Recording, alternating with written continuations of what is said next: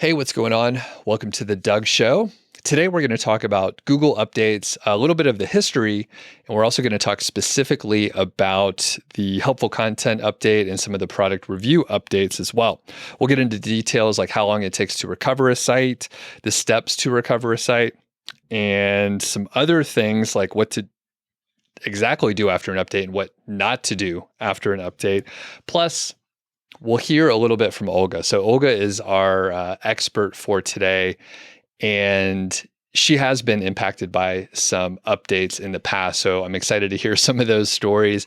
Olga and I have been working together on a coaching case study, and I've interviewed her in the past. So the coaching case study, there's a couple episodes. She's working on her site, SEOsly.com, and trying to get more traffic. So we're not going to talk about that too much today. You could tune into, I believe, episode 389, which was the last update, but you could check out and hear the progress so far. So Olga, how's it going today? Hi, Doug. It's going great. I'm very happy to be here again, and I can't wait to talk all about Google updates. Awesome. That's a hot topic. Yeah, and it seems like every, 3 to 6 weeks, there's a new update coming out this year. Yeah.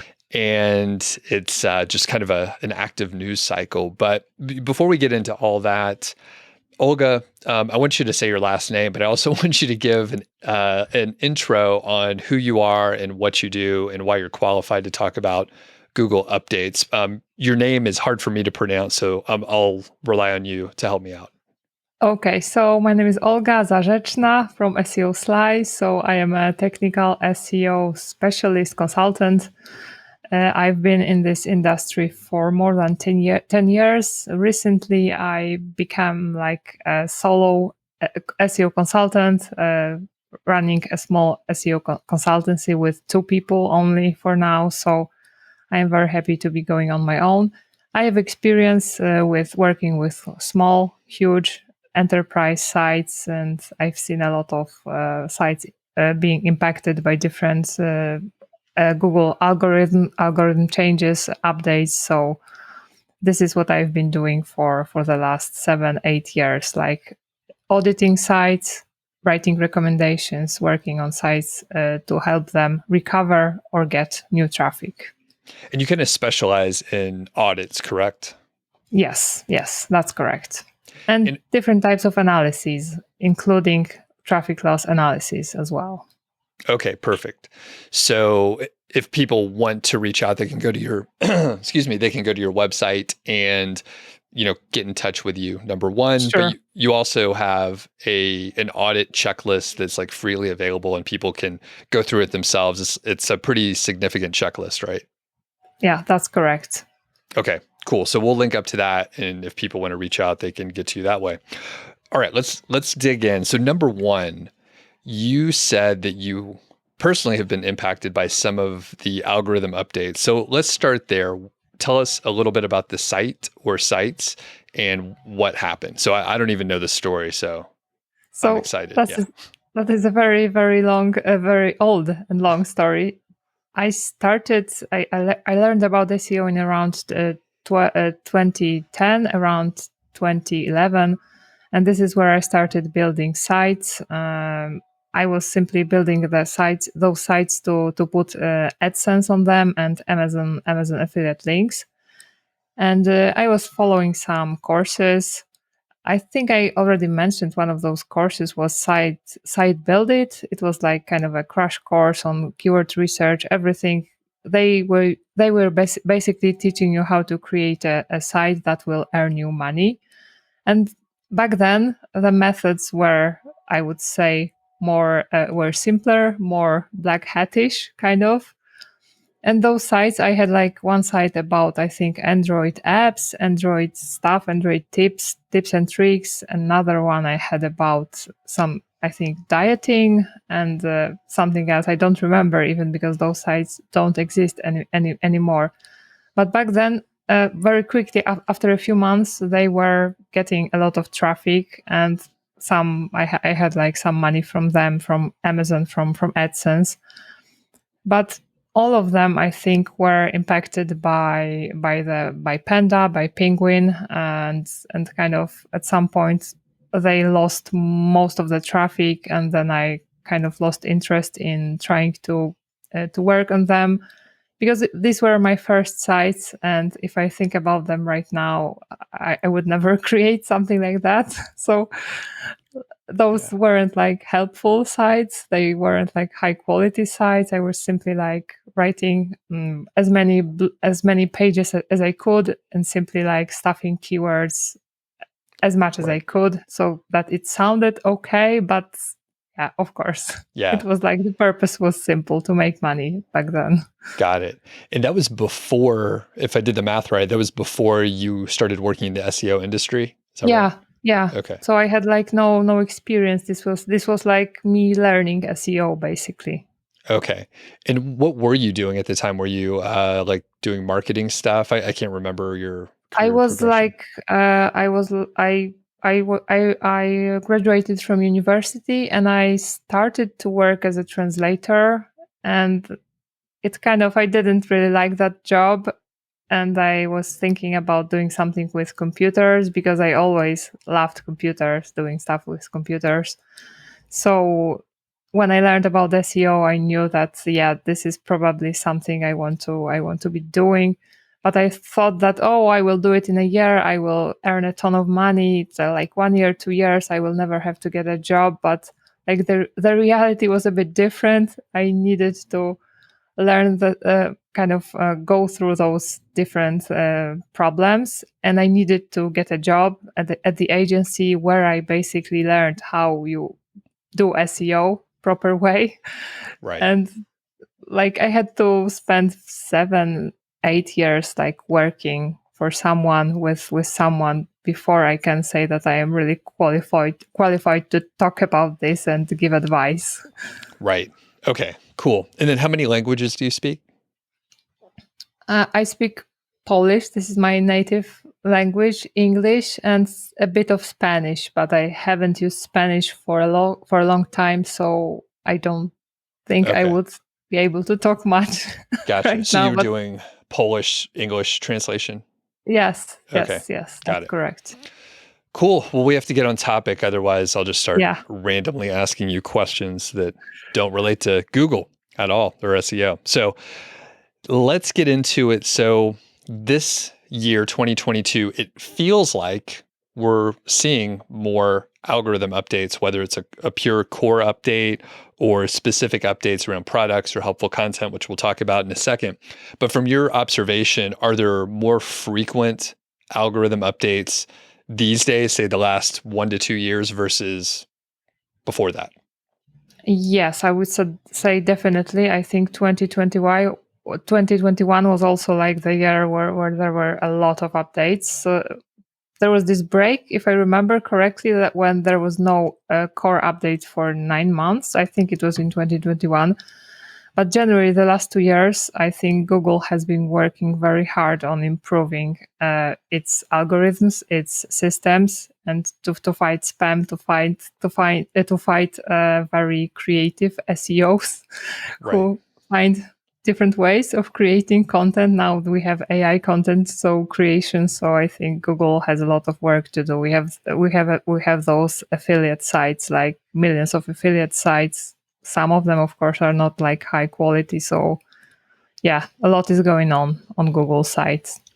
How do you think they're doing with the updates? Do you think the results are getting better? Are the updates sometimes maybe lower quality, or what's your feeling on that? I would say that generally they are definitely getting better in most cases. Like from my own experience, I can find the answer I'm looking for using Google. And this is like basically the purpose. A few years ago, it was not uncommon to see, or 10 years ago, when you were trying to find your answer, and like the sites that were appearing were not like probably the best sites to answer your question. But overall, I heard about a lot of people who were complaining that after this update, like worse sites or spammy sites were were elevated instead of those high quality sites. But this is like, I think, the reality of those updates. Sometimes Google may get it wrong, but they keep updating, keep changing, keep improving. So sometimes the results may be worse.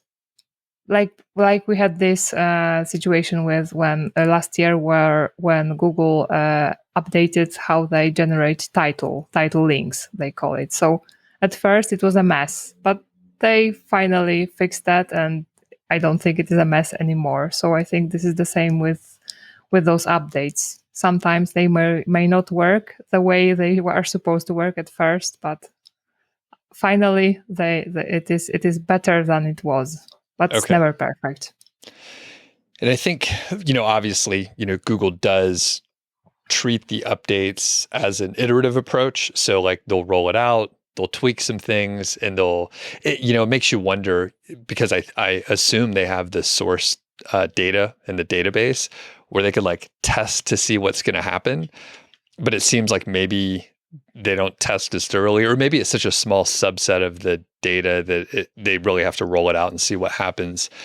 And there's not a huge consequence, because like you're saying, most of the time, most of the results are pretty good. And if you don't find what you're looking for, you could just keep going through the SERPs and kind of find what you're looking for. But I have heard, and I can't remember what circle of people, but I have heard some folks talk about how they don't rely on Google searches as much anymore, because they see, bad websites, low quality, maybe it's AI content or something like that. So they're literally looking for user generated content like Reddit or Quora, and they're looking for like actual people that are into it. And especially, I'm not a Reddit consumer really, but I do know, because they're mean over there occasionally, and they really have like they'll call you out, if there's incorrect information. Yeah. And it seems to be fairly accurate most of the time, because there's people waiting for you to make a mistake and then tell you and everyone else about it. So, okay, very good. Let's talk about core updates versus maybe a specific update, like a product review update or the helpful content update, which was rolled out in the tail end of the summer of 2022. So what's the difference between a core update and other updates? So core update, like by definition, is the update to how Google assesses, evaluates sites. It is not like a penalty that's given to your site if your site somehow loses traffic or gains traffic. It's not a reward. Google is simply adjusting its systems to surface the best content possible. Sometimes it involves, for example, the change in what's displayed in SERPs. For example, before the update, there were more images, more maps, more whatever. After, there are none or a few or something else, or video is appearing. And this is simply like the change in how the results look. And this is not like you were hit by it, but simply the results changed. It may also be the change of the intent. So before the update, Google thought that the intent of those queries is to find this type of sites. After the update, for example, more sites with information are surfaced, or more sites like shopping results, depending on the query. So those are those changes. When it comes to product reviews update, I think this is quite similar to Google Core Update. I saw examples of sites which, for example, lost traffic after the Google Product Reviews update, and then regained traffic after Core Update, or vice versa. Helpful Content Update is like the newest update, which there was just only one iteration of that. It is simply its main purpose is to fight spam, mostly AI-generated spam. So most sites did not see, like decent sites, any effect of that. I think only very heavily spammy sites that were talking about everything in an AI-generated fashion. I think these are the sites that were hit the most. Of course, there will be exceptions, as always, but I would say Helpful Content Update is a new update.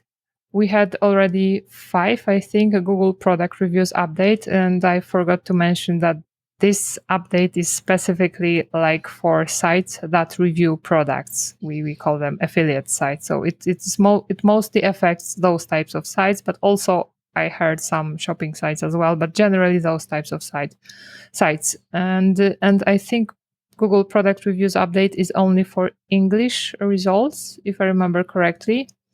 And core updates, Google broad core updates are for all languages and for all sites globally. So I think that's all I can remember. Maybe Okay. I forgot to add something, but more or less that's it. We will link up to some of the data or information from Google that they put out. So there you can see all the updates for the last like 2+ years or so, plus some of the specifics. So if we miss any facts here, you can go and double check and then leave in the comments or something that we made a mistake. So one thing I was going to say, I thought typically Google did roll out the updates to other languages as well. They started in the English Google and then moved it out. I could be wrong. I thought they did that for all updates.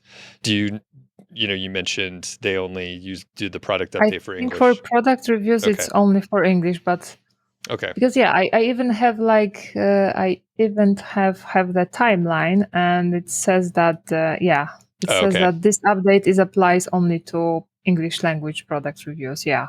Okay, gotcha. The product reviews, just this one. And typically it takes about, I don't know, they tell us how long, but maybe like 2 weeks to roll out an update. Usually, yeah. And nowadays, there could have been more updates in the past. They just didn't tell us about it. And now there's, a timeline. And I mean, I think in a minor way, they say that the algorithm is tweaked nearly every day, like multiple times a day in a minor way. Yes. But these larger core updates or, general updates in a specific area, helpful content, products, whatever, they are telling us about it. And they'll say, hey, it's coming in, a week. It's coming tomorrow. Sometimes they don't give you much time, but there's really not much you can do ahead of time. Yeah. By the way, there was an update a couple days ago. You may have noticed. Yeah. So, okay. So with these updates, it sounds like it's generally around content recently. There were other updates related more to like external links. And I want to call something out specifically and then get your thoughts on it. So there's a lot of people that don't want to build any links to their website because they believe that it keeps them safe from Google updates or Google just penalizing their site or something negative happening. And with these recent updates, it's clear, like even if someone never built any links at all, they can be impacted directly. I mean, especially like a product review update. So yeah, what are your thoughts on that? People that feel safe because they're not building links? Or is that something that people used to say, and then we're not hearing about it so much anymore? So what are your thoughts on that? Just, you're out there, you're consulting with people, you hear folks on Twitter or whatever. So what are your thoughts? So I would say regarding core updates, product reviews updates, I don't think they target sites like they penalize sites for anything. So if you are building links like crazy, I don't think it kind of matters for these type of updates, because these types of updates are about quality, relevance, and stuff like that. When it comes to building links, you can get a manual penalty for link manipulation, link schemes. There are different types of manual penalties for links. For example, all the links from your site may be kind of disavowed by Google, that you won't be transferring any juice out, or the other way around. So there are different types of, or you can be simply like removed from search if you like overdo it like crazy. But I would say it changed a lot. It has changed a lot. Google is now ignoring a lot of the spammy links, most of the spammy links. In most cases, you don't even need to like disavow backlinks if you have a lot of spammy links, or if you have been building a lot of spammy links. I am not like a link builder, and I am more on that side that I think you can have great results without building links, at least in the first like 2-3 years. And I would only think about building links only when you, for example, got stuck on the second page for some very, very high competition keyword. Maybe then think about something more like PR campaign. I'm not like into guest posting, stuff like that. Not necessarily. Maybe I'm making a mistake and leaving a lot of money on the table, but I am very cautious with that. So I would say think content, think quality, all those things, all those pieces of advice Google is giving you through those blog posts about those different types of updates. And then after you are sure that you cannot do anything more with just content, you may think about link building, but don't do it using PBNs. But what are your thoughts and your experiences with that? Yeah, so yeah, I would recommend don't use PBN, so private blog networks either. And generally, I have been a link builder in the past. That is just the way like I came up and learned. So I see like the big value, and it has shifted. I mean, everything that I was doing to build links in 2013 to 2016 have shifted. Guest posting can be great, but I think the way that it's done in a lot of ways, where you send out, a massive number of emails, and you are maybe getting links on an okay website, but maybe it's not in the right topic area. Maybe it's a site that just has a bunch of guest posts on it. There are a lot of services that offer like guest posting links or niche edits or some other mechanism that are generally transactional, and typically that means anyone can go and get those links, and that means there's probably a lot of bad links on that website, a lot of outbound links to bad sites, so that kind of devalues the link from that site. So I think if you do it in the right way through networking and stuff, like I'm not sure if we have a link back and forth from our sites or whatever, but like if we did that from like Niche Site Project to SEOsly.com, then that makes sense. Like it's the right topic area, and there's not a ton of like weird links going to weird sites or anything like that. Yeah. That said, I mean, you can do a lot without link building, but then when I have seen one of my friends, and actually I interviewed Ron Stefanski about, he's a 1-hour professor, and he did, huge, massive link building campaign for like 18 months. And it was a series of like, leveling up. So he started with like guest posts on smaller sites and just like kept going up and up.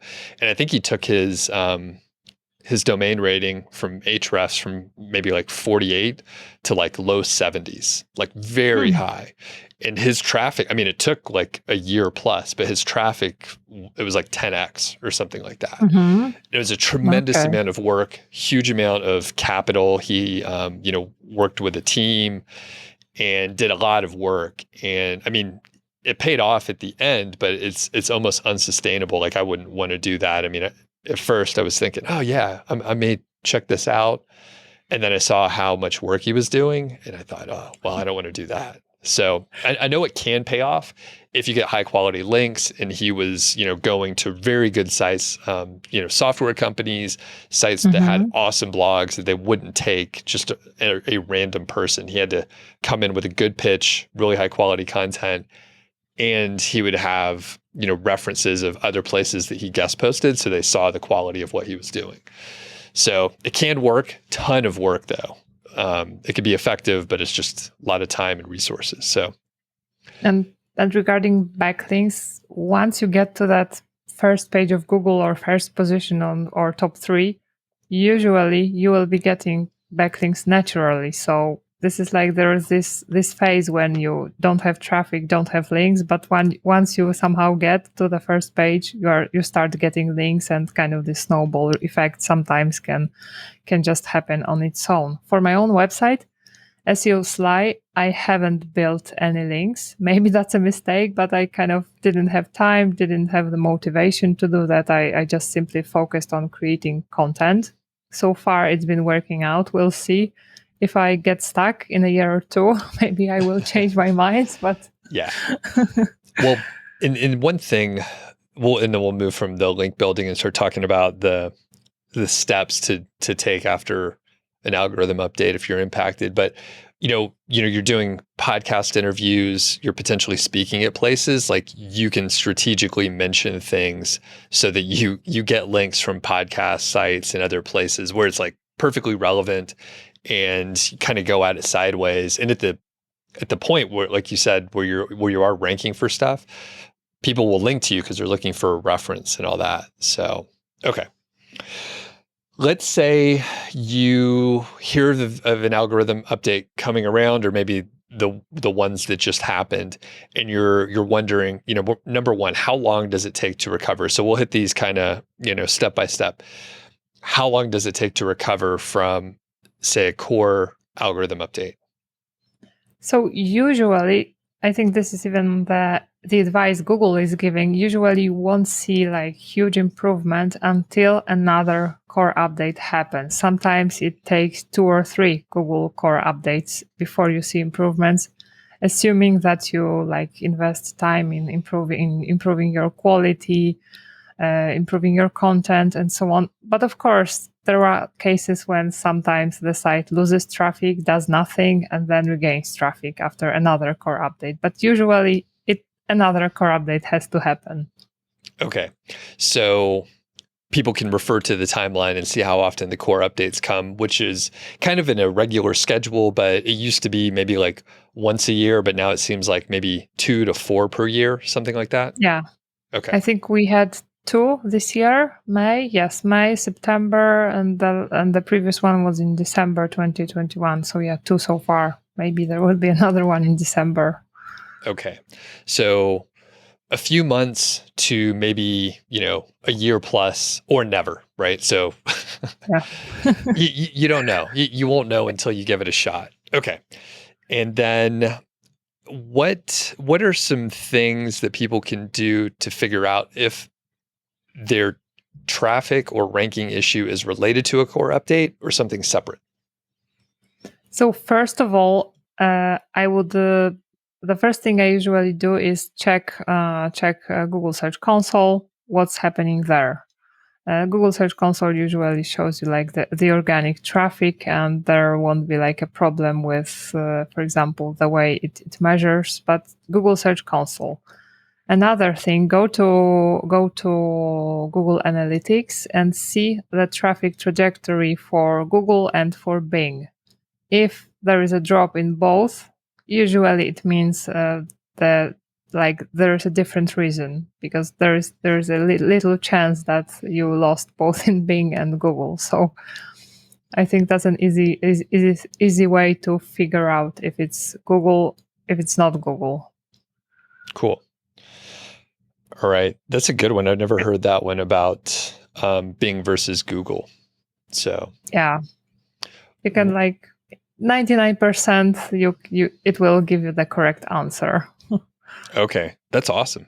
Yeah, and what percentage of traffic and sites that you have analyzed, like sort of what range of traffic that originated from Google versus Bing? So I would say a few percent, 7-10% in the case, I think, of my site. Okay. Is coming from Bing, so it's not a lot. But if your site has a lot of traffic, it will be some traffic, so it will be meaningful for you to at least judge the impact of the drop, the reason of for the drop.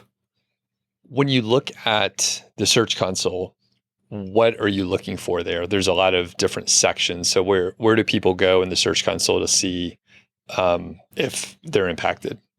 So usually, like, you just need to log in to Google Search Console, and the default view shows you like your performance over the last, I think, month or 3 months. I think 3 months. So yeah, it is usually you just don't need to do anything. Just look at the trend. Of course, if you want to see more detail, you go to the performance report, and then you can like see the queries, the average position, what pages got traffic, like more traffic, less traffic. You can compare the traffic like from the last month to this month, week, whatever. Mm-hmm. You can compare the mobile, desktop traffic. You can really dig deep into a lot of interesting data.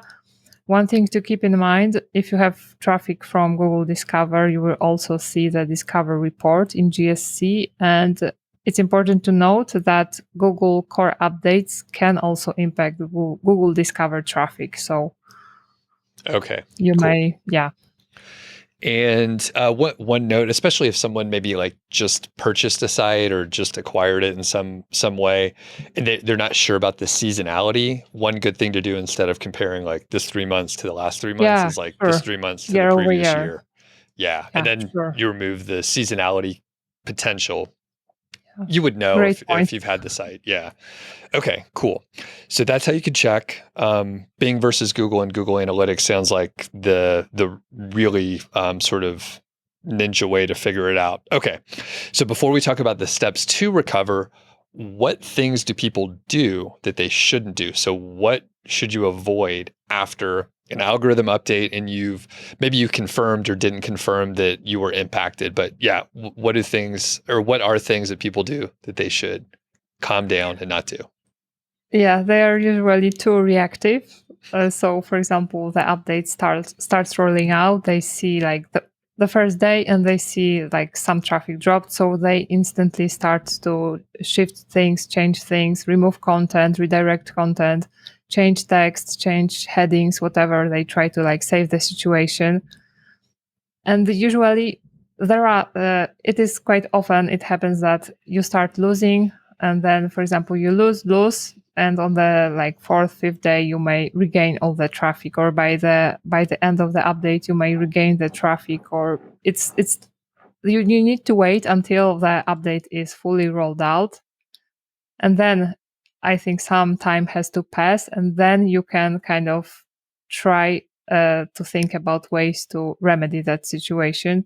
But if you like act instantly, you won't be able then, after a week or two or three, to really say what caused those further drops, or because you may be like simply you may worse the situation by changing so many variables by at that like acting that quickly. So with a helpful content update, some people I heard even were thinking about removing content which they thought was not helpful even before the update rolled out. So I don't think it's a good idea to like act so quickly.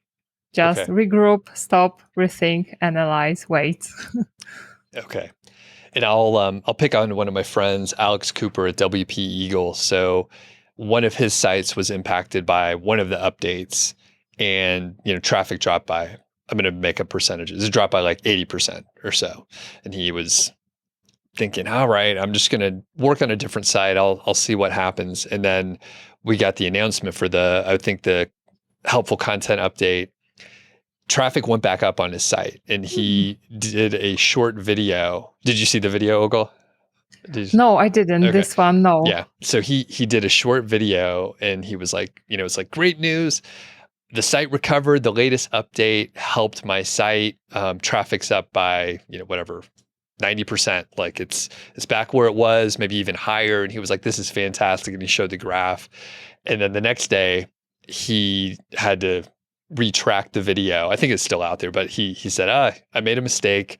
I didn't dig into the data. I didn't look at analytics to see like where the traffic was coming from. So I think it was just spam traffic or bot Google traffic. Discover. Yeah. Well, it wasn't even that. It wasn't even that. It was just just all recently homepage there was traffic. a lot of spam. Yeah. So and he reacted the other way. He was like, everything's great, but after a day, he was like, no, nothing happened. Whoa. So yeah. I think, the other part that we haven't mentioned too much is like, while Google gives us a lot of information about the updates, it's largely like useless.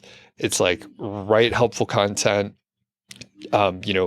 write for humans, not the SEO algorithm or anything like that. So it's very vague. It's very vague. Yeah. It's not a checklist, and it's not helpful in any effective way where you could take the information and then create an action plan around it. So yeah, people hear there's an update coming.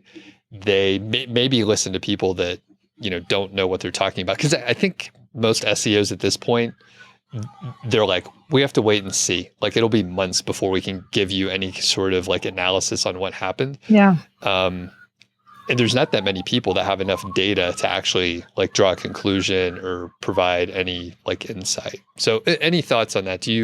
Are there a lot of people that are just like, do these things, I'm an expert, and then they have no more data than what we have? So yeah, I think there are a lot of such people. I would definitely wait, not do anything like right after. So there's like no point in drawing conclusions. So and there is another side to that. There are like 600, at least 600 ranking factors. So it may be like, it may not be necessarily this, it may be another thing. There are so many variables at stake. So if you try to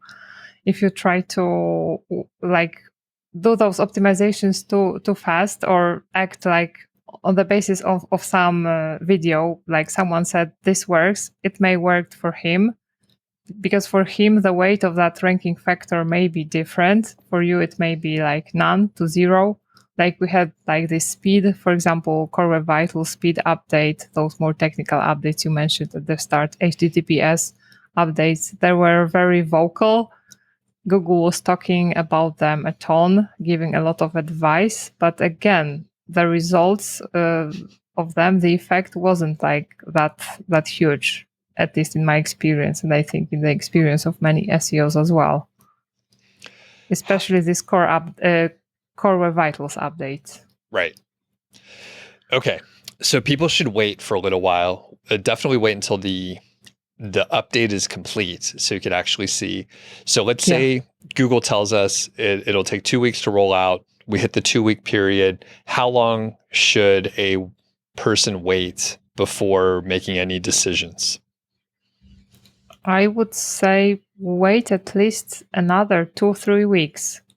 And then, because you need to have like some meaningful data, at least I would even wait a month, unless you're, I don't know, losing a ton of money. In many cases you are.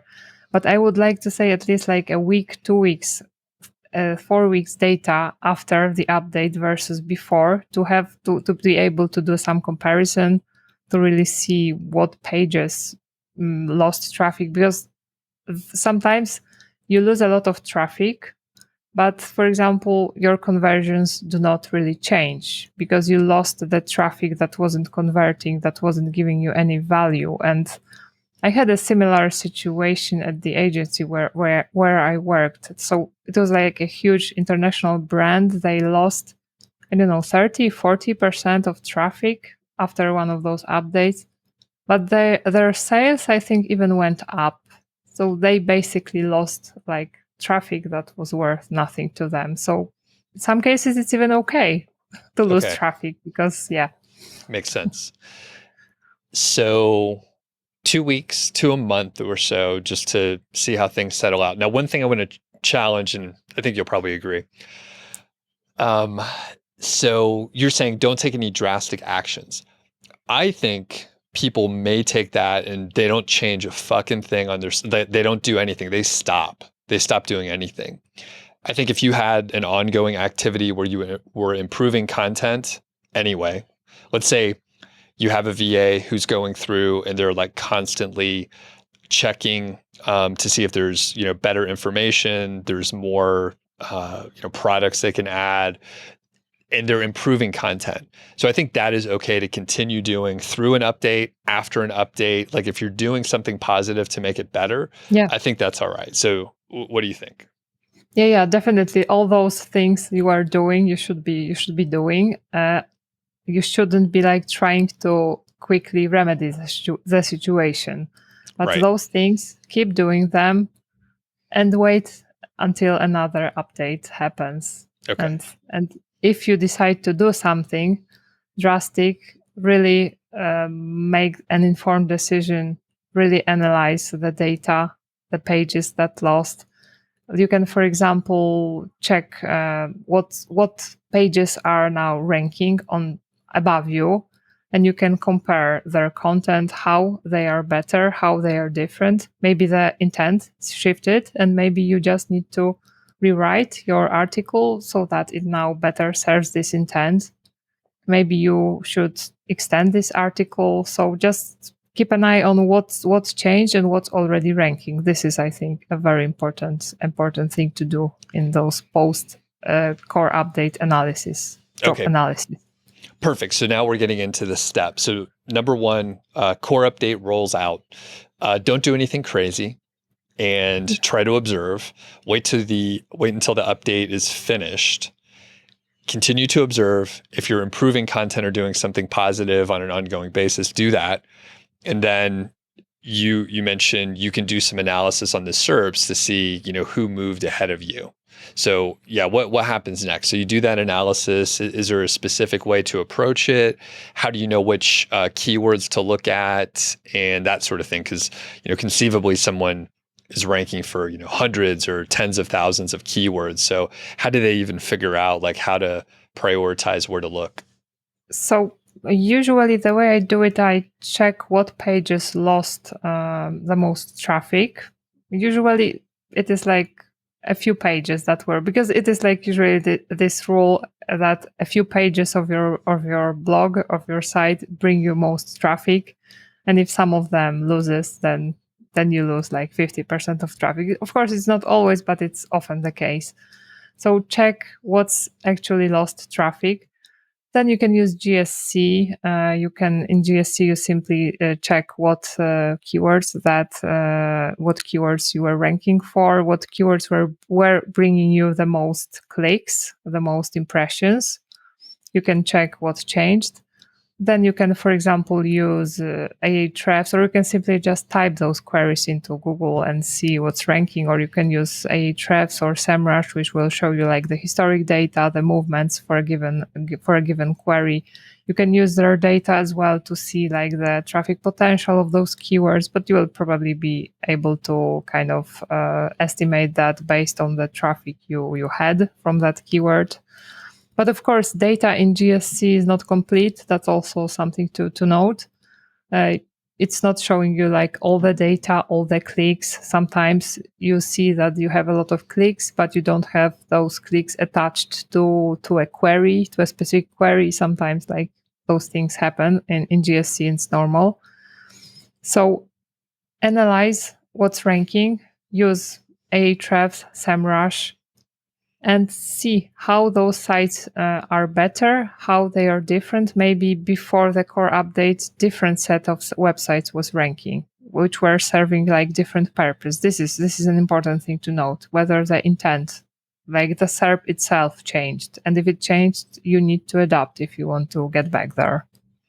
Got it. And are there so that is search intent, right? So if you look and then you see that like the search intent has shifted, hopefully you can see it maybe from the title, but if you have to dive into a specific or into many specific posts to see what's going on, are there certain components that you should look at, like H2 tags or like images or the specific copy or something like that? Like what do you even look at on those pages?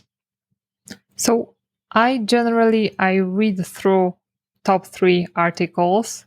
I check using for example, detailed SEO or Chrome web developer plugins. I check their structure of headings. I check how many images they have, whether these are like original images, stock images, how in depth they go, what are their whether they link to some resources, what's in their title, all those on-page elements. I also take a look at them and analyze them. But in most cases, since core updates are about quality, relevance, like depth, not always, but usually, then it is simply about analyzing the content and how it better answers the question that satisfies the needs.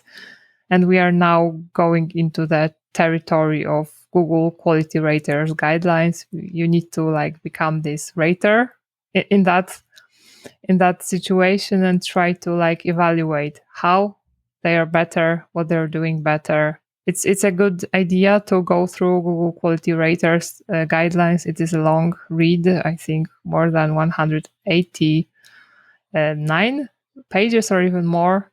But there are a lot of like those EAT, expertise, authority, and trust types of tips and recommendations. And usually you need to analyze those sites that are ranking above you through those lenses. Okay. So it's not a very fast process. You're probably not going to be able to Oh, go and have a look and you're like, oh, I need to change H3 tags to H2.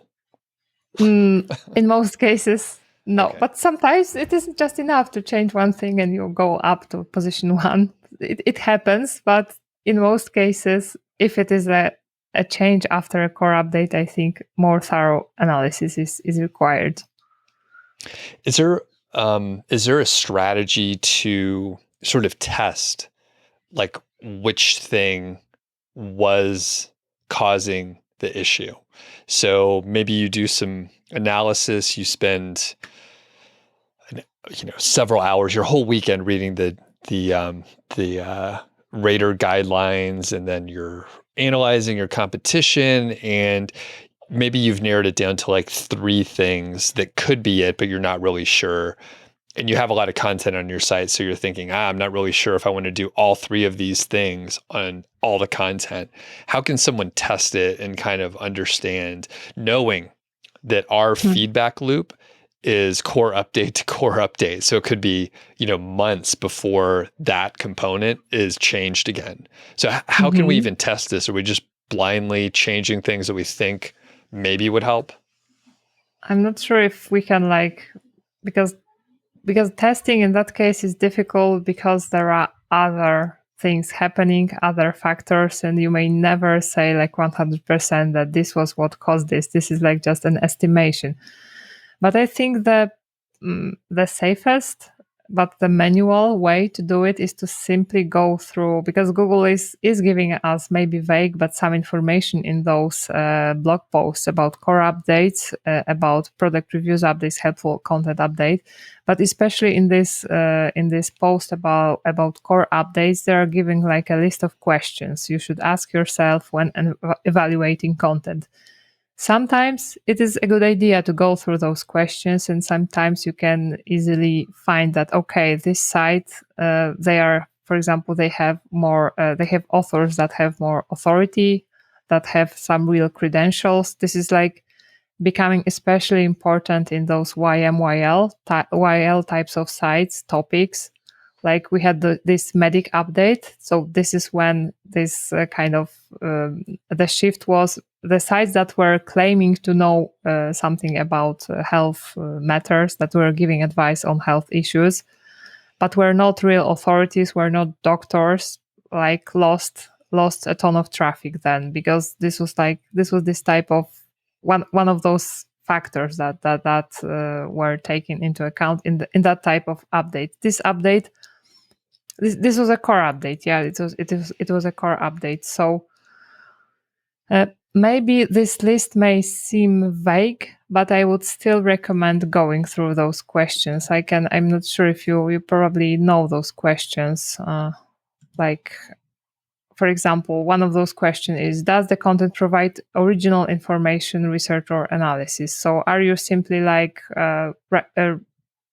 writing what everyone has written about in a different way, or are you like adding your research, your commentary, your insights into that? Sometimes you can really find a lot of recommendations just by answering those questions. So, Okay. but it's a long process. Okay. Yeah. So, and to summarize that, there's no good way to test it. You do have to, put in the work and like hope for the best. And I mean, when it comes down to it, Google doesn't want to provide bad results. So if you are thinking about the visitor and what problem they have, then you should be moving in the right direction, regardless of the updates that'll come out in the future. So, yeah. all right. So one of the common questions that we both hear is my site was impacted by one of the updates. Should I spend the time to recover the site? And I mean, they could take the steps that you talked about, but it sounds like a lot of work. So if someone asks you that, how do you guide them to action or inaction, or what they're going to do next?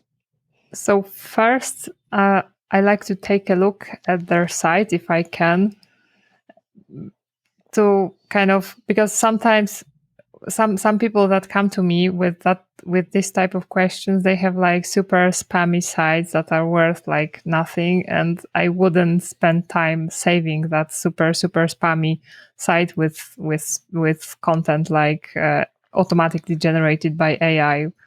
I would like better spend time on creating the site that can survive those updates, that provides real value, has helpful content. So I would say if the site has had a lot of traffic, was like your main business, you were really investing a lot of time into that, and the site was actually like providing value, was having like customers, real users, audience, and you somehow got hit, then I think it's worth trying to find out where you can improve and work on that. But if it was like simply the site did just to earn quick money, like we have those sites now, which, for example, there's a site, I think, Answer to Everything, which has millions of pages created by AI that answers every possible question you can ask. And if you have such a project and you get hit, I don't think it's worth like spending time trying to fix that. So, Okay. yeah, that's my take on it. And I think, yeah, it's definitely a hard question to answer. I think if someone is making like no money, or like you're saying that, they were trying to do this quickly and they weren't really putting much effort into it, probably a pretty easy answer to just say, you know what, try again, like start over, you learn some lessons, hopefully. Or if someone is making a lot of money and they're thinking, I have to recover this, then very clear there was a lot of traffic, a lot of revenue, or something that made them passionate about it. So that makes sense. The hard part is like maybe the middle ground, where someone was putting effort into it and they're making, say, $200 to $2,000 a month. It could be a little bit different than that, but they're making some money and they're like, I'm kind of interested, but I'm not sure. I don't know if I'm going to be able to recover the site. And they're like, I don't know if I should just start a new one. So, and I don't know what the answer is to that. I mean, people will have to go through like a decision matrix and figure out like what they want to do with their time. Mm-hmm. But yeah, I don't know, like where it's kind of doing pretty good, but not awesome. And yeah, and any other thoughts on that for people in that middle ground? So I had that situation back in like 2010, 11, when my first sites were hit. So I basically then I thought that I lost interest in them. I stopped like working on them. I thought that I would create something better.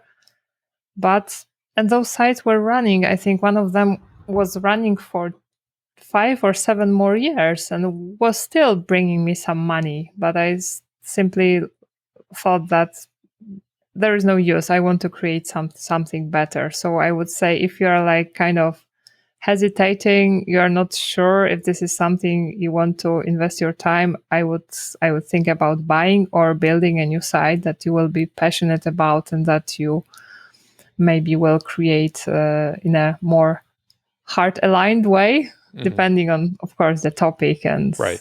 what you really want to create. And I think, everyone gets impacted by the sunk cost of whatever project they worked on. So they're like, I put in, so much money and so much time, like I hate to just walk away. And then you end up with like just a scattering of different projects that you've worked on in different stages of completeness and, slowly declining. And I mean, I've done that. And, now I'm a little bit better, but it's still very hard to walk away from something that you worked on.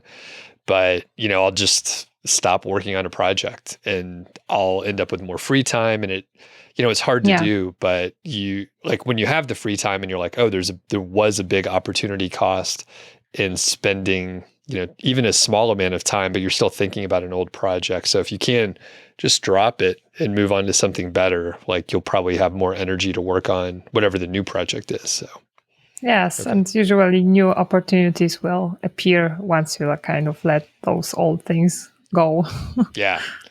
Cool. So we went through a lot of stuff here. I want to go back and make sure there's no other steps or things to do after an update to try to recover your site. So we covered like the broad things, a lot of work, do some analysis. You're going to have to make a lot of changes potentially.